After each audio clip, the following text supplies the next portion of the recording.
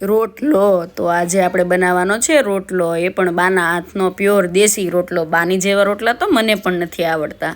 તો હવે બાજરાનો લોટ ચાળી લીધો છે ને એમાં એક આંબલિયા જેટલું જ મીઠું એક રોટલામાં જોઈએ, એટલે એ બરાબર જ માપ થાય, નો ખારો થાય ને નો મોળો થાય.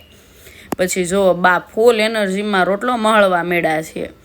અને હું તમને આખી રેસીપી બાના હાથના રોટલાની બતાવું છું, શાંતિથી જોજો કે કેમ બા રોટલા ઘડે છે, મજા આવશે.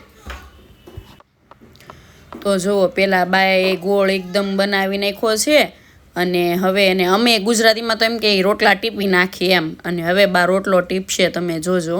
ને પહેલી વાત તો રોટલાની ડિઝાઇન આવે ને એ પાડતા કોઈને ના ફાવે.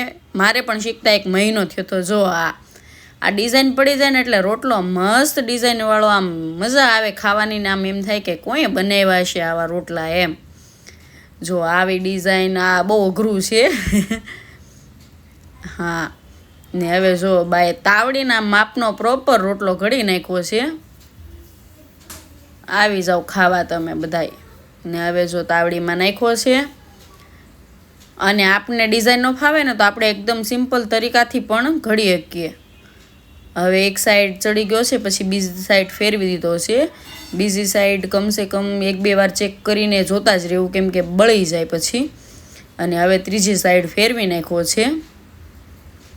અને જુઓ તમે કેટલા મસ્ત રોટલા બનાવ્યા છે બાઈએ, તાવડીના માપના. આવી જાઓ ખાવા.